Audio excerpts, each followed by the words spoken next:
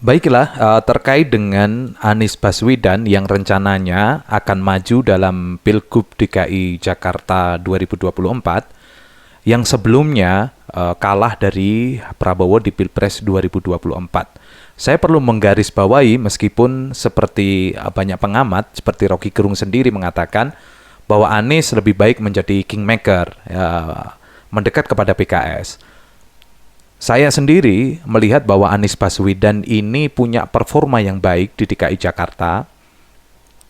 Dia juga baru sekali menjabat menjadi gubernur di DKI Jakarta. Jadi dia masih punya harapan untuk maju di Pilgub DKI Jakarta. Untungnya lagi, jika para partai politik ini akan mendukung Anies Baswedan, ini Anies Baswedan memiliki elektabilitas yang tinggi. Ya, ini hampir 60%. Beberapa lembaga survei telah menyurvei bahwa Anies Baswedan memiliki 60%.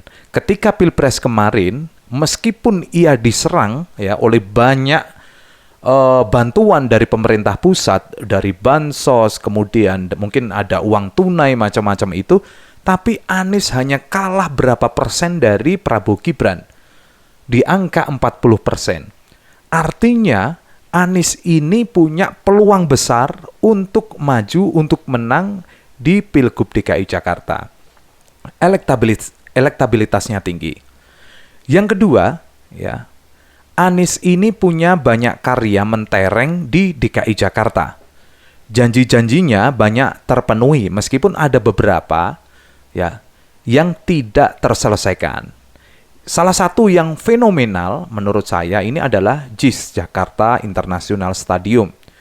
Standar dunia sudah dipakai di Piala Dunia U17. Ini luar biasa. Bahkan beberapa penonton dari luar negeri ketika datang di JIS juga terkesan atau terkesima melihat penampilan JIS yang mewah, yang megah, macam-macam itu. Ingat bahwa tidak semua gubernur ini bisa membangun stadion layaknya Anies Baswedan. Mungkin bisa dihitung ya di Indonesia ini yang bisa merealisasikan janjinya ketika awal dia berjanji akan membangunkan stadion bagi Persija Jakarta, ya itu dibangunkan, itu terrealisasi. Ya. Dan Anies ketika membuka JIS, meresmikan JIS, itu dia berterima kasih karena sudah percaya dengan janji-janji Anies Baswedan yang tertunaikan. Meskipun ketika Anies turun, ya harusnya JIS itu sudah bisa dipakai oleh Persija Jakarta, oleh pemerintah selanjutnya yaitu Heru Budi Hartono, JIS belum bisa dipakai oleh Persija. Yang kedua, Anies ini mempunyai cita-cita yang tinggi untuk Jakarta. Bukan hanya tempat ekonomi, tapi juga terkait budayanya.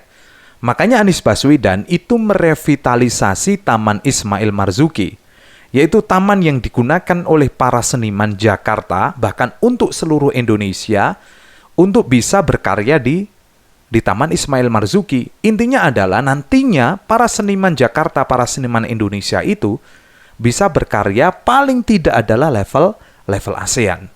Itu yang perlu digarisbawahi dengan revitalisasi Taman Ismail Marzuki. Yang ketiga adalah Anies berhasil mengintegrasikan moda transportasi yang itu sangat tidak mudah. Ketika mengajak diskusi dengan para pemilik transportasi, kemudian dia harus berdebat panas dengan para sopir dan macam-macam.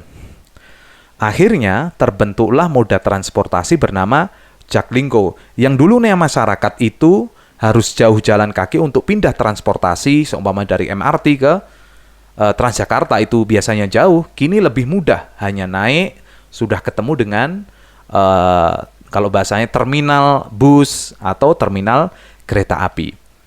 Ini yang mempermudah, sehingga data menunjukkan bahwa pertumbuhan pengguna transportasi umum itu sangat besar era Anies Baswedan.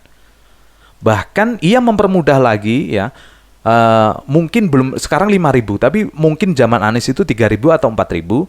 Selama ia tidak keluar ataupun selama ia tidak keluar dari jalur MRT itu hanya bayar 4.000 sama dari Jakarta Utara ke Bogor selama ia tidak keluar dari gerbang atau gate tap kartu itu bayarnya sama, yaitu dulu 4.000 sekarang sudah naik 5.000. Yang keempat adalah Anies ini memberikan bantuan kepada para tokoh agama yang tidak membedakan ia agama apa. Kristen, Islam, semuanya diberikan bantuan oleh Anies Baswedan. Dan itu di-review ataupun para pendeta memberikan komentar yang baik dengan bantuan Anies Baswedan. Apalagi para tokoh-tokoh agama Islam yang mengelola musola, yang mengelola masjid, biasa adzan, biasa imam, itu diberikan bantuan berupa insentif. Yang kelima adalah Anies memiliki program jelas terkait banjir. Jadi pertama ia membangun sumur resapan. Anies itu memiliki program yang jelas terkait banjir. Yang pertama sumur resapan. Meskipun dulunya dihajar habis-habisan oleh para buzzer terkait dengan sumur resapan, itu adalah program gagal, merusak macam-macam itu. Faktanya adalah sumur resapan yang rusak itu ratusan berapa persen atau 2% atau 3% dari ratusan sumur resapan yang sudah dibangun oleh Anies Baswedan di seluruh Jakarta. Dan hasilnya banyak orang yang berstatement memberikan testimoni bahwa itu berhasil mengurangi dampak banjir. Belum lagi dia mempunyai program 6 jam pengentasan banjir. Itu diapresiasi oleh banyak pihak karena ketika ada genangan atau banjir itu tim pengentasan banjir itu langsung datang kemudian memompa air supaya bisa dibuang. Yang keenam adalah terkait dengan polusi udara. Anies adalah salah satu gubernur di Indonesia ya, yang sangat konsen memperhatikan lingkungan, faktor lingkungan. Salah satunya adalah udara. Makanya pertama ia bangun jalur sepeda yang hari ini tidak terlalu diperhatikan oleh gubernur, lanjutnya Heru Budi Hartono. Padahal itu sangat-sangat penting. Jalur sepeda, salah satunya menghindari kemacetan jika semua orang menggunakan sepeda.